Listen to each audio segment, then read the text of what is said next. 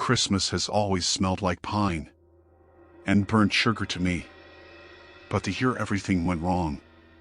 It smelled like bleach and cold metal. I didn't understand that at the time. I thought I was just stressed, tired from working doubles at the grocery store and trying to keep the heat on in a house that never quite warmed up.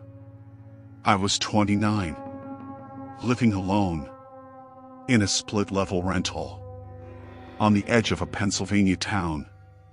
Most people only knew because of a highway exit and a dying mall. Christmas was supposed to be quiet that year. That's what I wanted. Quiet. My parents were gone. My sister had moved to Arizona and stopped calling, and I'd volunteered to cover shifts so the teenagers could be home with their families. On Christmas Eve, I locked up the store at 10, brushed snow off my windshield, and drove home under a sky that looked bruised purple, like it had been hit too many times. The radio kept cutting in with carols, and I kept switching stations until I finally turned it off. I remember thinking how peaceful the neighborhood looked. Every house glowing warm, inflatable Santas sagging under snow, plastic reindeer half buried, like they were trying to escape. I didn't notice the truck at first. It was parked across the street from my place. Engine off, lights dark. That wasn't unusual by itself. People had guests. But as I pulled into my driveway, the porch light flicked on across the street, and I saw the man standing there. He wasn't ringing the bell. He was just standing, staring at the door, like he was listening to something inside.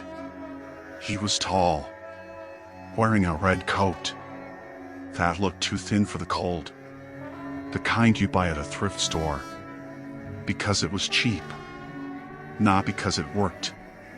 When he turned, his face caught the porch light, and he smiled at me. It wasn't a friendly smile. It was slow and deliberate, like he wanted me to notice it.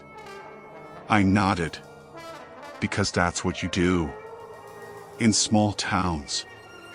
You nod and keep moving. I went inside, locked the door behind me, and stood there longer than I meant to, listening to my own breathing. The house was quiet, the kind of quiet that presses against your ears.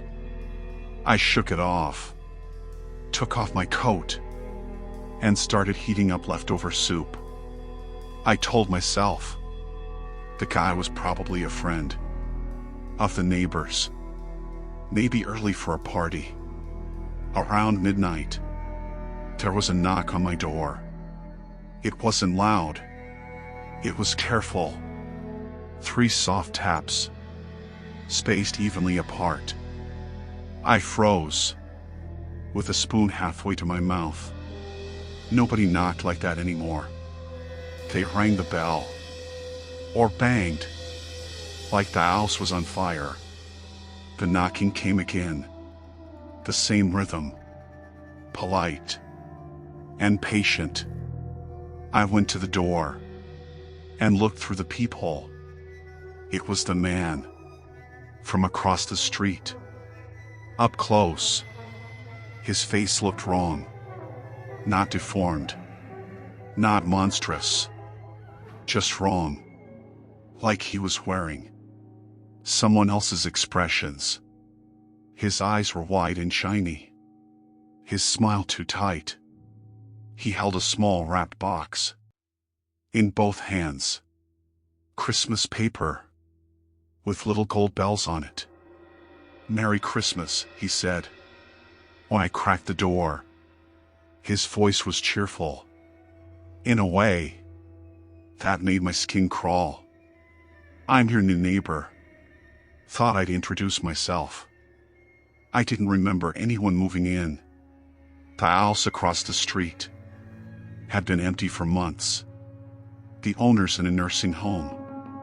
I told him that, and he laughed, like I'd made a joke.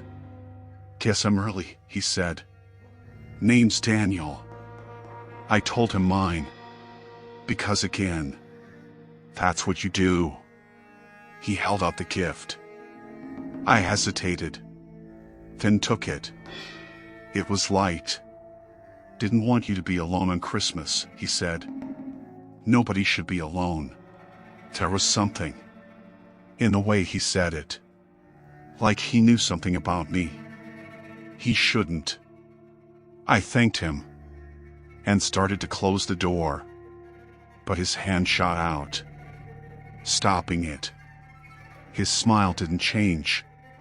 "Can I come in?" he asked. "No," I said, more sharply than I intended. "Sorry. I'm not feeling well." For a second, I thought he might push.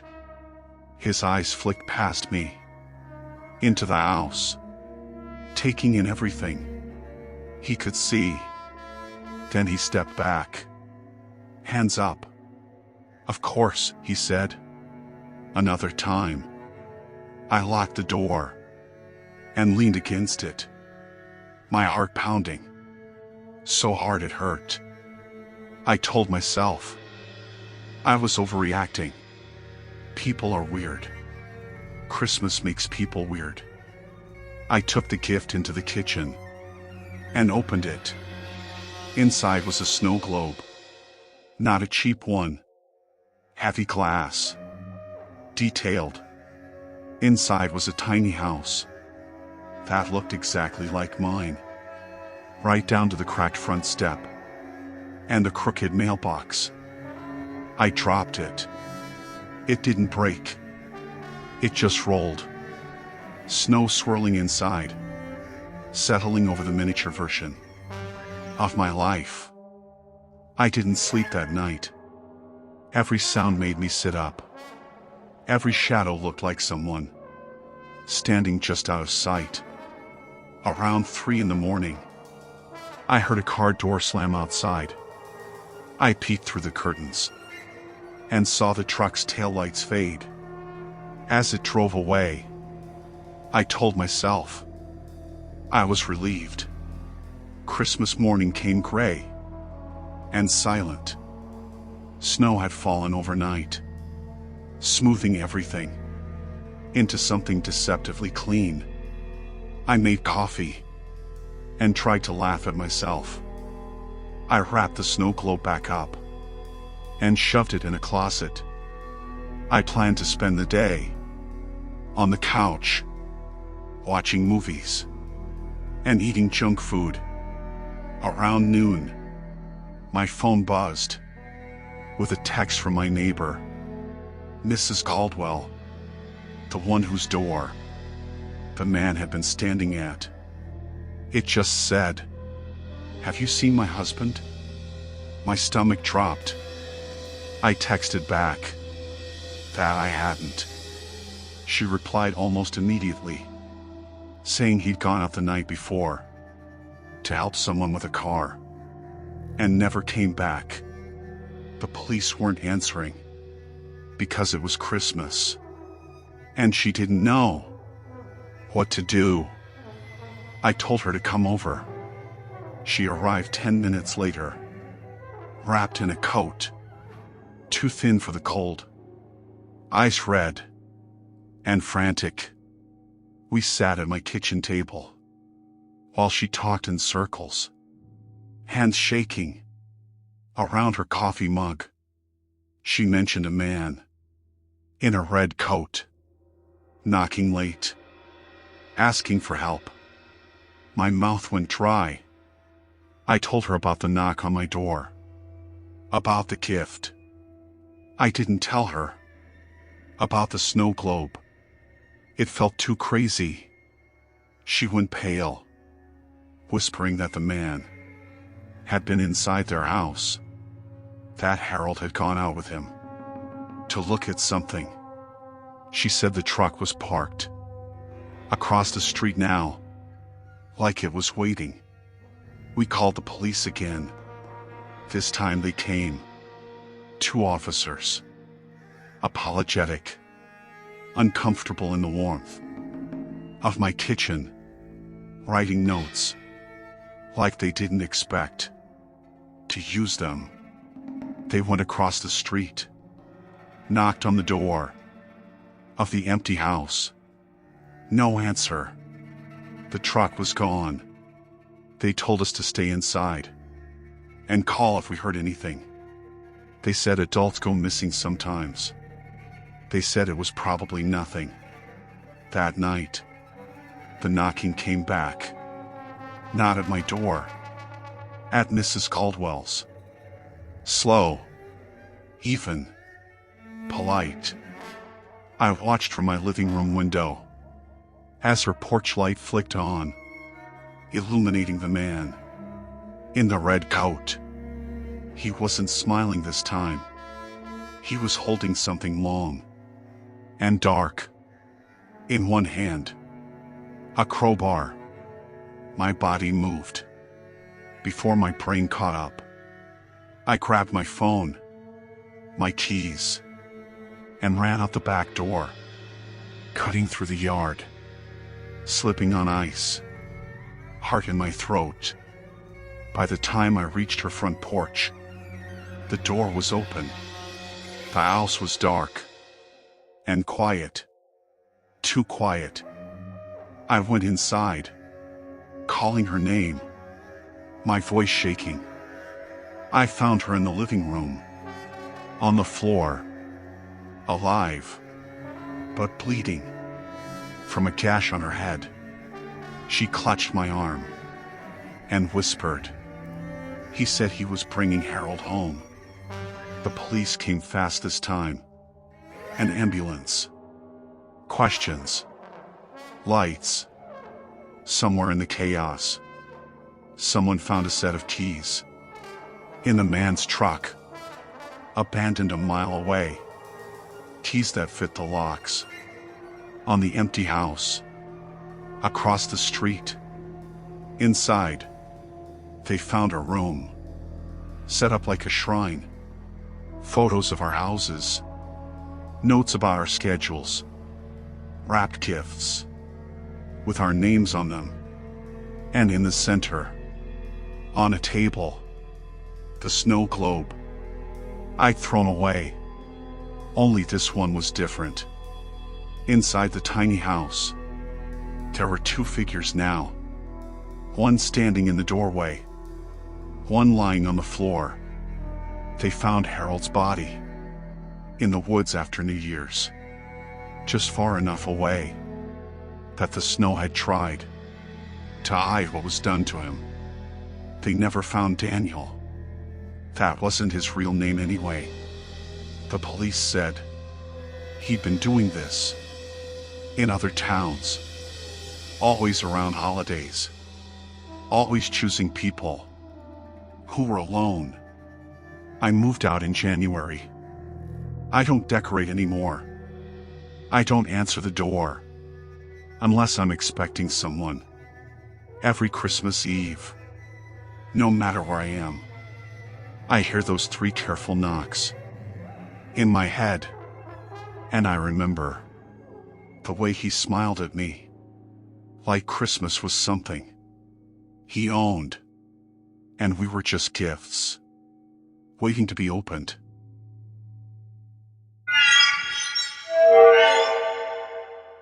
I used to love Christmas because it was the one time of year my family pretended everything was fine, like we could wrap our problems in red paper and tape them shut. That year I was 32, divorced, broke, and living back in my childhood town in upstate New York, the kind of place where snow feels permanent and everyone knows The worst thing you've ever done. I was renting my parents' old house after my mom passed, trying to keep it warm enough so the pipes wouldn't freeze, trying not to think about how quiet it felt without her. Christmas Eve was supposed to be simple. Just me, a frozen lasagna, and an old VHS of It's a Wonderful Life that still had my dad's handwriting on the label. The first thing that felt wrong was the door. I came home from the grocery store just after dark, my arms full of bags, breath fogging the air. The porch light was on. I never left it on. The front door was unlocked. Not open.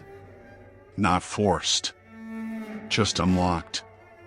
Like someone had been polite enough to put the knob back where it belonged. I stood there longer than I should have, listening to the hum of the wind through the bare trees, telling myself I probably forgot. Grief does that. It erases details. Still, I set the bags down and went back to my car to grab the tire iron from the trunk. Before I stepped inside, the house smelled the same as always. Dust and pine cleaner, and something faintly metallic from the old radiators. Nothing was out of place. The Christmas tree I'd put up the night before stood in the corner of the living room, lights glowing soft and yellow, ornaments uneven, because I didn't have the patience to fix them. My mom's angel topper leaned slightly to the left, like it always had. I locked the door behind me, checked the windows, and felt ridiculous for being scared. I told myself it was just the season, that Christmas makes everything feel exposed. I was putting the lasagna in the oven when I heard footsteps upstairs. They were slow, deliberate, like someone who wasn't trying to hide. And that scared me more than anything. The stairs creaked in the same spots they always had. Third step from the bottom, fifth from the top. I stood there with the oven door open, heat spilling out onto my face, and called out, "Hello?" My voice sounded thin, like it didn't belong to me. No answer. The footsteps stopped. I grabbed my phone and dialed 911. But before it rang, I heard a man's voice from the top of the stairs. "Say my name." He said it casually, like we'd just run into each other at the store. My hands started shaking so badly, I almost dropped the phone. "Who are you?" I asked, backing toward the kitchen drawer where the knives were. He came into view slowly, one step at a time. He was tall, maybe mid-40s, wearing a dark winter coat, dusted with snow.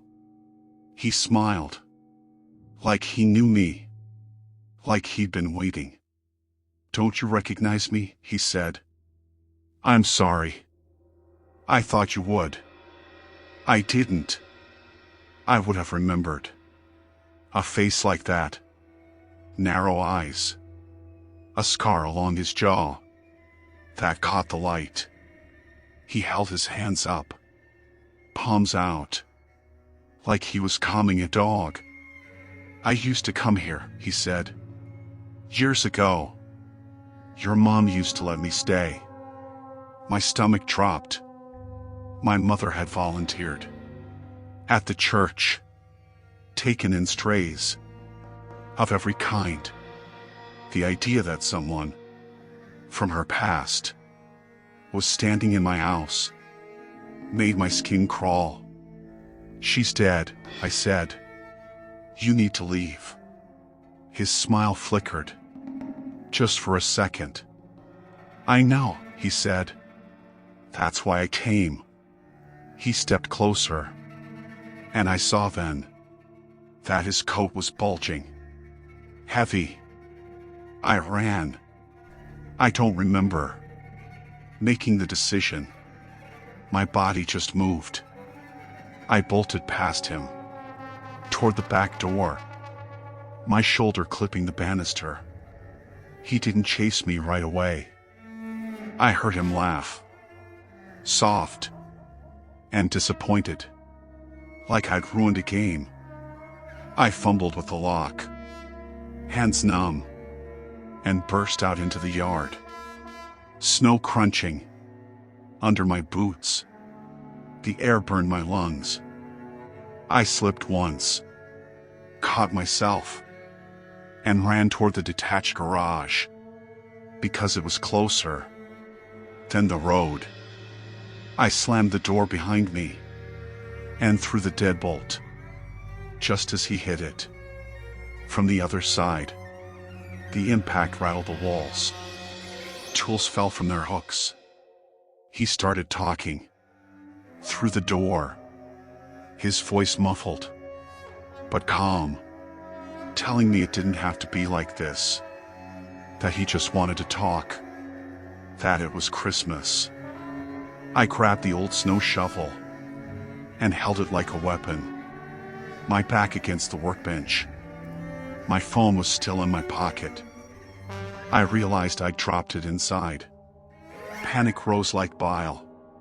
He stopped pounding, and everything went quiet. I could hear my own heartbeat, loud and wet, in my ears. Then I smelled gasoline. It hit me all at once, sharp and unmistakable. I looked down and saw it seeping under the door, darkening the snow, reflecting the single bare bulb. Overhead, my legs went weak. He was going to burn me alive. In my mom's garage, on Christmas Eve. I didn't think. I ran for the side window, yanked it open, and threw myself out. Into the snow. I rolled, came up gasping, and took off toward the road. Behind me, the garage erupted in flame, heat blasting my back, the sound like a freight train. I screamed until my throat tore. Lights came on. In the neighboring houses, someone shouted. I kept running until my legs gave out, and I collapsed in a snowbank, sobbing, watching my childhood home glow orange against the dark sky. The police came, the fire trucks, the questions. They never found him. They said the fire destroyed most of the evidence. They said maybe he'd been living transient, that maybe he thought the house was empty. I know better. He knew my name. He knew my mother. He knew it was Christmas. I spent that night in a hospital, wrapped in a blanket that smelled like bleach, staring at a TV mounted in the corner, showing a holiday movie with the sound off. Every time a door opened, my body tensed. Every footstep sounded like his. They rebuilt the house eventually. I sold it. I moved away. I don't decorate anymore. I don't leave lights on every Christmas Eve. I check my locks 3 times. And when the snow falls and everything goes quiet, I listen, waiting to hear footsteps that know exactly where to step.